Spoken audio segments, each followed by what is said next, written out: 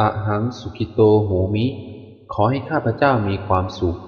อะหังนิทุกโขโหมิขอให้ข้าพเจ้าปราศจากความทุกข์อะหังอเวโรโหมิขอให้ข้าพเจ้าปราศจากเวรอะหังอัพยาปัชโชโหมิขอให้ข้าพเจ้าปราศจากอุปสรรคอันตรายทั้งปวง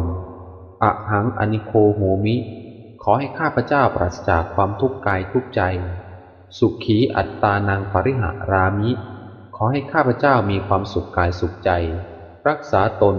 ให้พ้นจากทุกภัยทั้งสิ้นเถิดสัพเพสัตตาสัตว์ทั้งหลายที่เป็นเพื่อนทุกข์